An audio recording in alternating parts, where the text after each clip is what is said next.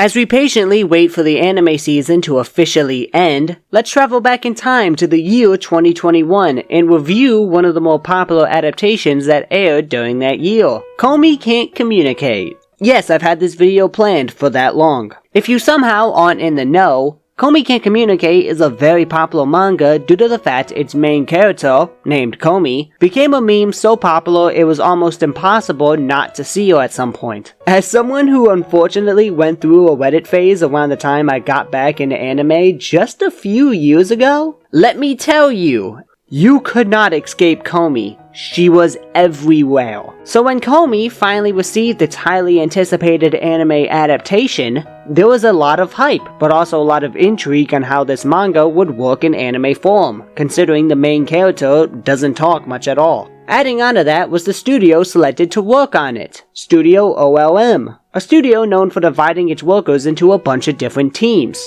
So if you really want to get into the extreme specifics of who actually worked on Komi, that would be Team Kojima of Studio OLM, who I guess have now disbanded and have formed their own studio called Bugs Films. So keep that name in mind if you're a fan of either Komi or Summertime Wendo. I hope I'm not clogging your brain with all these names, I just find stuff like this interesting. I guess the question on everyone's mind is, does it live up to the hype?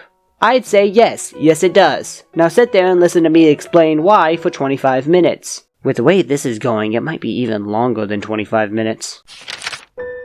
Tadano is a regular dude, living the life of a regular dude. His goal is to be as normal as humanly possible, not to be particularly notable in any way. Little did he know, Tadano is about to enter a high school where every student has a unique personality. Freaks, geeks, wannabe players, big and shy, masochists. You name it, it's in here somewhere. Each student has some kind of personality trait that makes them special. Something that makes them stand out compared to every other student. One of these special students is the tall, beautiful, class goddess, Komi-san, who apparently exemplifies the closest thing to a perfect girl in terms of looks, considering the fact every person who meets her is almost lost in her appearance. But Komi-san is far from perfect once you look behind the cover. You see, Komi-san suffers from a communication disorder. A disorder so bad it's rendered her borderline mute. She never talks to anyone, and her only real way of communication is by writing in her notebook. This, combined with her stunning appearance, has alienated her from any potential friends, since nobody can understand her, and people either think that she doesn't like them, or that they're not good enough to talk to her, because they hold her on such a high pedestal, when in reality, she's just a normal girl. Tadano meets Komi, and the two begin a special relationship, one that revolves around Tadano helping Komi meet her goal of 100 friends, since Tadano is the only one who can understand Komi. This series progresses like a pretty typical romantic comedy. Most episodes are split into individual arcs, and as each arc progresses, Komi's friend group grows larger and larger, and she and Tadano get closer as a couple. I said before in my Crunchyroll video that this series really isn't a romance, just due to the fact that I remembered them being pretty strong as friends and nothing really more.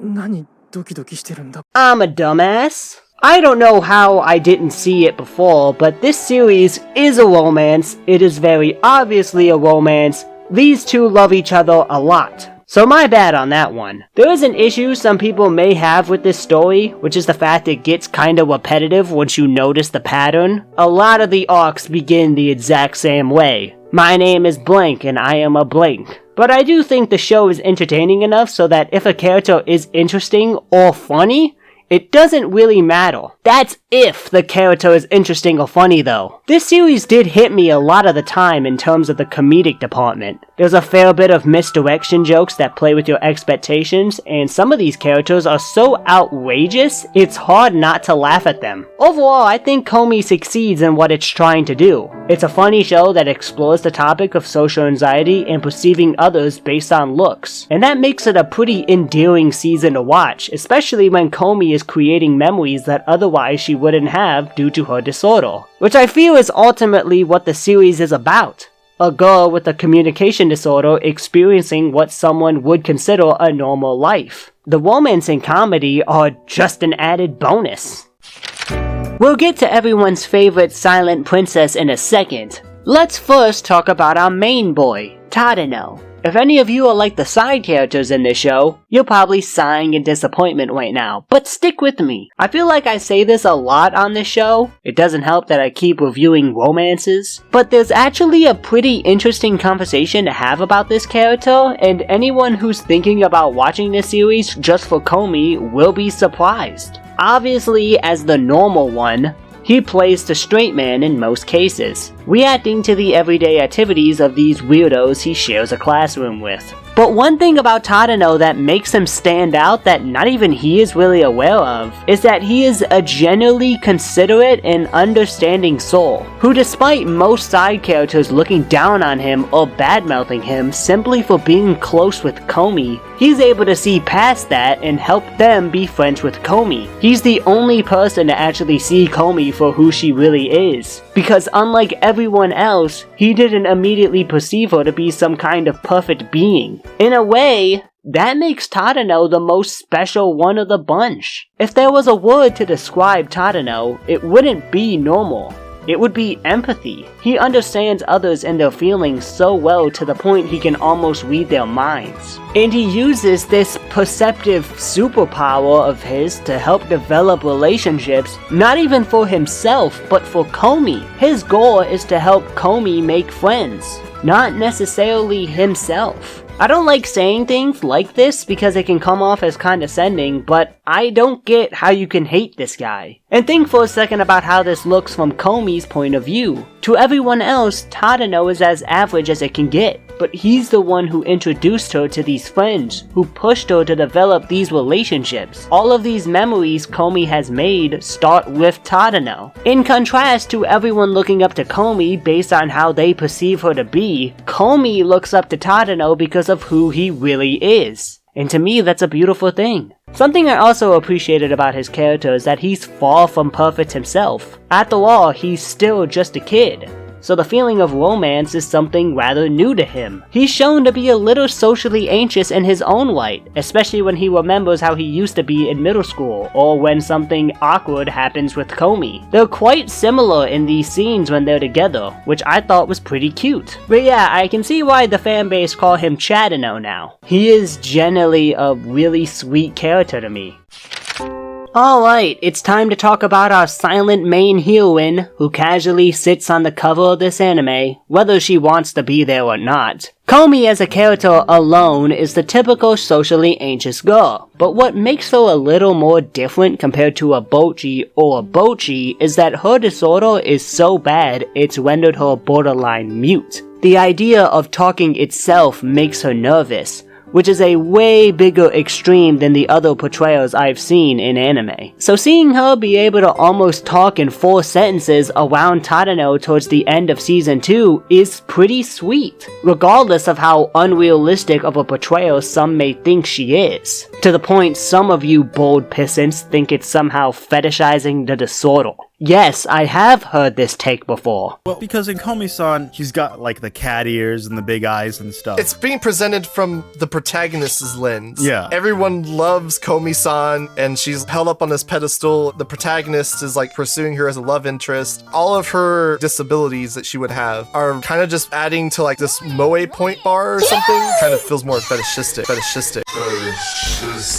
I think the feeling of being ostracized from your classmates and having this feeling of not being able to express yourself can be related with Komi. I don't think you need to have this 100% relatable character to portray the feeling of social anxiety, because most people who even have a vague idea of what the disorder is can understand the struggle it must be to deal with. What doesn't help in Komi's case is her appearance. Whereas other portrayals of social anxiety are showcased as rather plain or ugly designs, ugly in quotation since beauty is subjective and all, but Komi, down to her pale skin, her dark hair, her large figure, is in every way a stereotypical beauty, to the point that the side characters are perceiving her to be someone she's not. She's held up on such a high pedestal that none of them even cared about how she actually feels as a person. She's not some goddess or some princess. She's an ordinary girl with a disorder that's been ruining her social life. If it wasn't for Tadano, she'd probably still be misunderstood by everyone. To everyone else, it's confusing as to why a girl of such high standards would hang out with someone so average. But they see each other for who they really are. This leads me to what I feel is the real theme of this show. Perception isn't always reality, and basing someone's personality on assumptions you have of them is unhealthy, especially when you barely know them.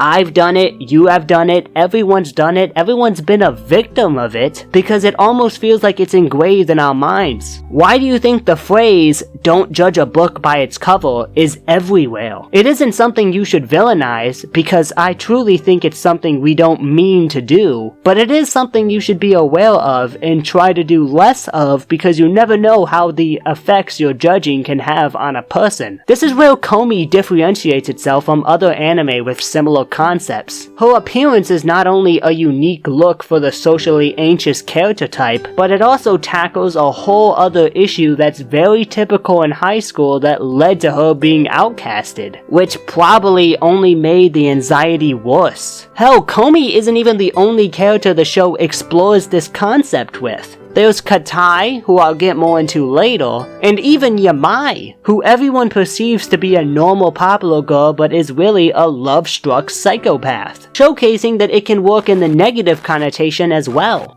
Another pretty notable detail about this perceiving others based off assumptions plotline is the fact that Komi's big issue in middle school was the fact that she assumed other people wouldn't want to go on a field trip with her based off the assumption that nobody wanted to be friends with her. Not to mention all the other times she assumes other people in the high school class don't like her for some reason. Which not only is a pretty common thing I noticed in socially anxious people, but again, it also just goes back to the whole misconceiving others based off assumptions theme. So I just wanted to come here and post and say that it's not just the side characters that assume other people all the way they are based off assumptions, it's the main cast too. Also, something kind of related, I really like that Katai and Komi both assumed each other's personalities to be something completely different from what they actually are. I really liked Komi as a character already, but I absolutely love the place they took with her character. It's a beautiful message that really hit home for me, and it made me think about how I used to misperceive people. Something that I was not expecting at all when I started reviewing Komi. I'm gonna put all the side characters in one section, but I feel Najimi is important enough to deserve their own section. If you haven't gotten it already by my confusion surrounding Najimi's pronouns, Najimi's special thing is that their gender is ambiguous. The show seems to push the idea that Najimi is a boy wearing girls' clothing for some reason, but then you look at Najimi's gender in the Komi-san wiki, and it just says their gender is Najimi. So I don't really know. Regardless, personality-wise, Najimi is the complete opposite of Komi. They have immaculate social skills that cause them to be everyone's childhood friend, including Tadano. So thinking about it again, I guess Najimi has two special things. Najimi also plays the role of the biggest cock blocker alive. It feels like every time Komi and Tadano are having an awkward moment, Najimi comes along and adds some levity to the scene. Outside of that though, Najimi is a fun character, and whereas Tadano is very protective of Komi to the point it almost feels like he's her parent, Najimi puts Komi in positions where they know Komi is going to be embarrassed, seemingly for their own amusement. He's also all around just a pretty funny character.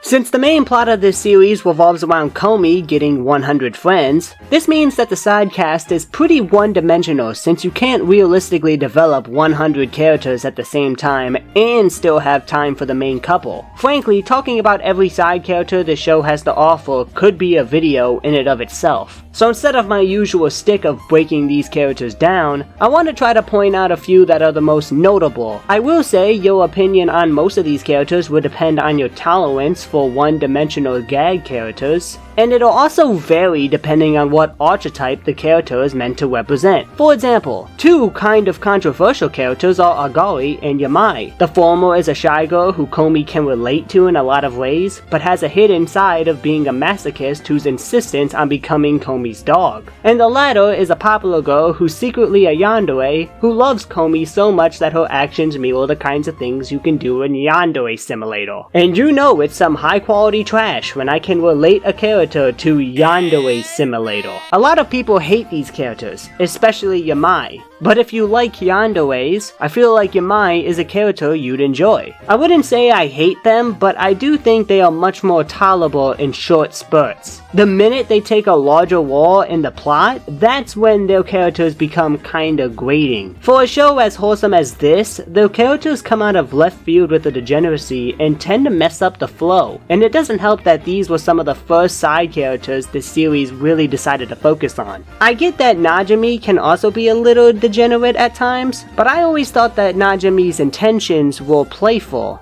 kind of like a best friend. Yamai does not seem playful in these scenes. The only time Yamai seems funny to me is with Nakanaka, who fills the Chunobu archetype. Her rivalry with Yamai was entertaining, and the fact the character disappears altogether when she's mad is pretty funny. It seems her Chunobu personality is how she expresses herself. Again, since I personally really like Chunobu characters, Nakanaka is a character who really was a big positive for me. That's the thing with all these side characters. It's really dependent on your opinion of what they represent. Some other characters I just really liked are Otori, who I just found hilarious. Katai, who also goes through social anxiety, but since his appearance is so large and scary, people misjudge him as some kind of delinquent. This goes back to the main theme of judging people based on perceptions rather than how they actually are. He builds a relationship with Tadano because, similarly to what he did with Komi, he saw through his appearance. I found his general nervousness around him to be pretty cute as well. He's one of the only characters that has actual depth to him that's not a part of the main three, and I think he's a pretty big highlight for the show. Another huge positive is Naruse. I love this character so much, y'all. He's a typical self-righteous egomaniac, but taken to the absolute extreme, to the point he's the personification of Narcissus himself. He thinks of himself as the center of attention, like he's the main character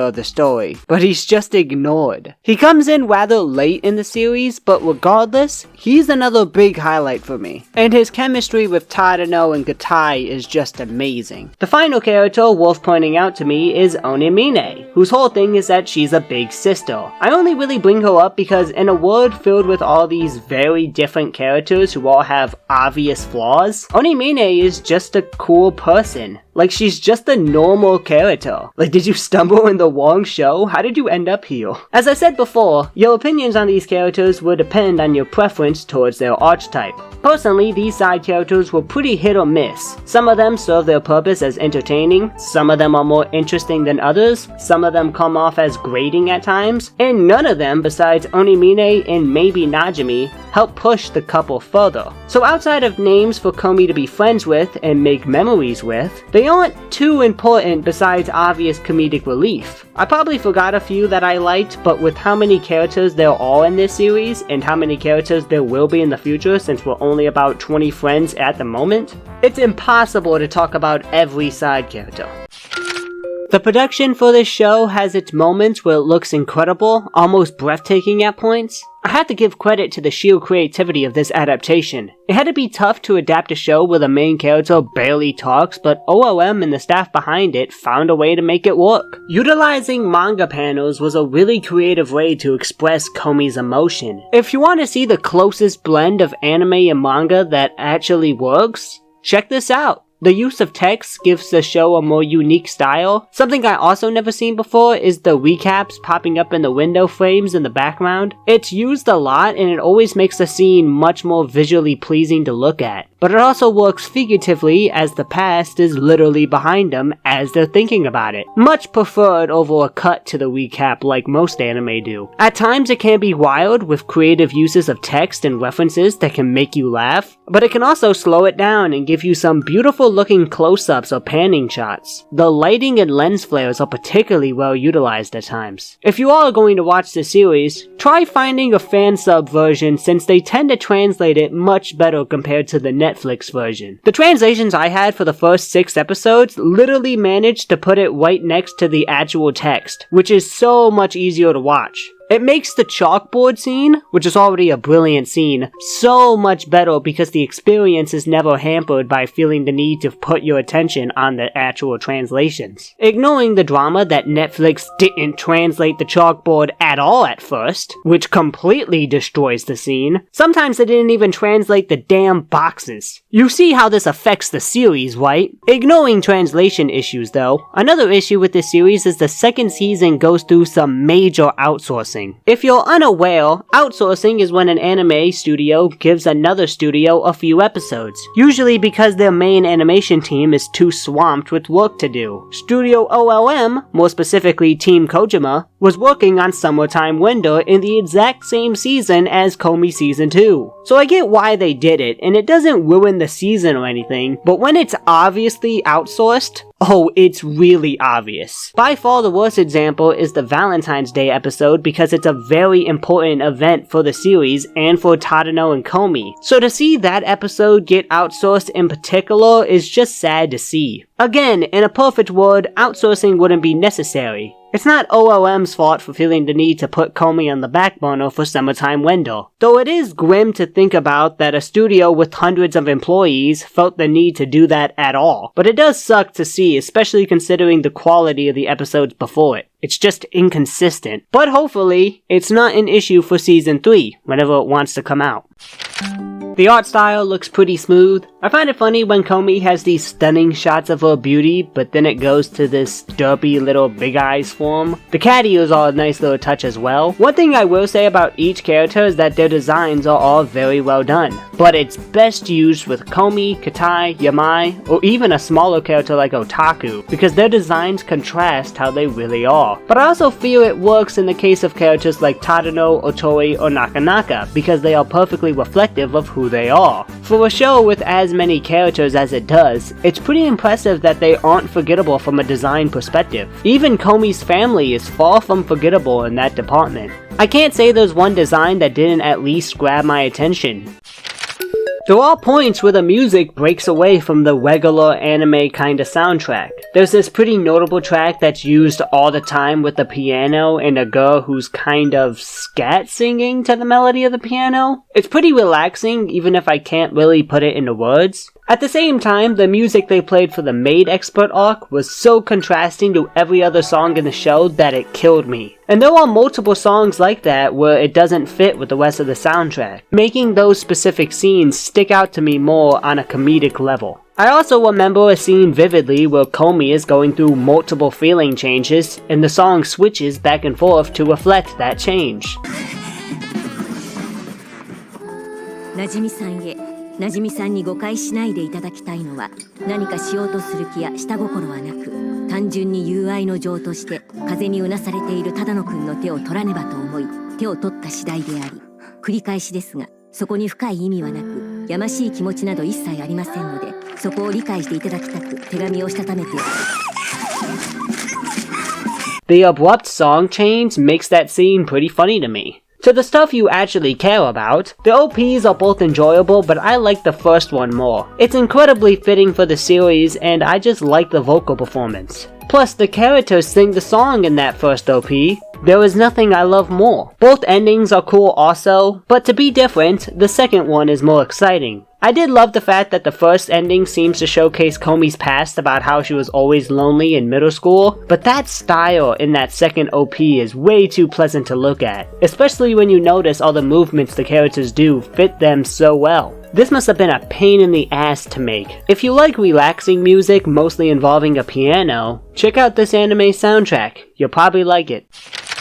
There is no way I'm gonna be able to highlight 30 characters' voice actors. I've already been here for 20 minutes. Similar to the character section, I'll talk about the ones that stood out to me the most. But I feel like I should start off with Komi's voice actress, Aoi Koga. She's a veteran at this point and a pretty popular name in the world of VAs. Obviously most known for her performance as Kaguya. I brought this up in my Winter Girlfriend review when talking about Sumi, but having a popular, very talented voice actor voice a character who hardly talks just makes the scenes for when they do talk even more powerful than before. It's just one of those things you have to hear to understand. She really sounds like she's struggling, and even around Tadano, she still stammers. Just brilliant work there. Speaking of, Tadano is voiced by Gakugo Kajiwara. You know, this is old news, but I'm glad to see he bounced back from Asta, because my god! Listen, I started watching Black Clover. Those first few episodes are rough. It's shocking to see how far he's come as a performer.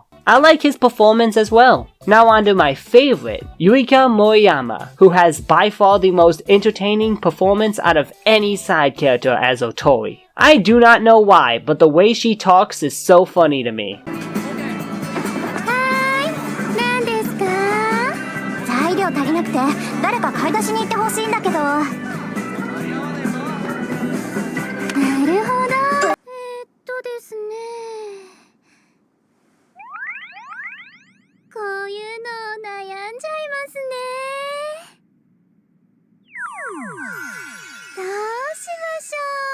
It's also so appropriate for that character. She needs more words because her character in that one hockey anime wasn't bad either. Naruse also has a rather entertaining performance to me by Katsushi Miura, another person who's pretty new that stuck out to me. And I guess I'd be lying if I said Hidaka Rina's performance wasn't very good, even if I'm on the character overall. It's pretty fun to see her switch from popular girl to insane all of a sudden. That's it. Again, the cast are all pretty good. I just can only talk about so much, you know?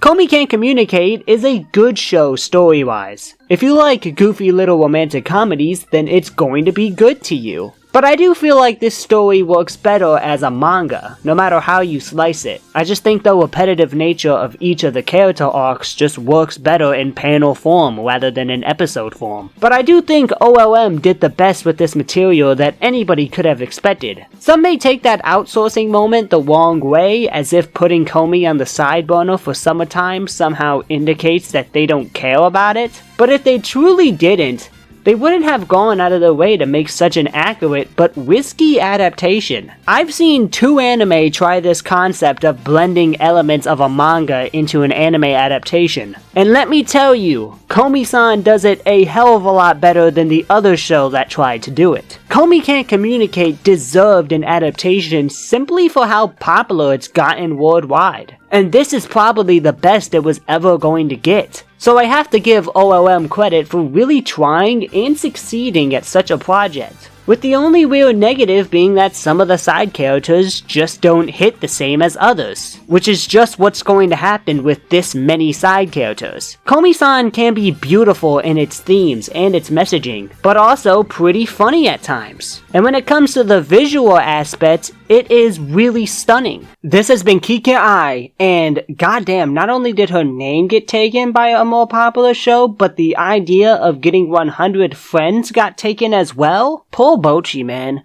Go watch Hitori Bochi right now. She's the OG Bochi for a reason. I might make a review now because I feel bad. 負けるなある輝きあるアルミ缶の上にあるあるタイトルある完璧あるなんでみんないいのよあるちゃんなんだ今の歌師匠があるを待つって足をパタパタ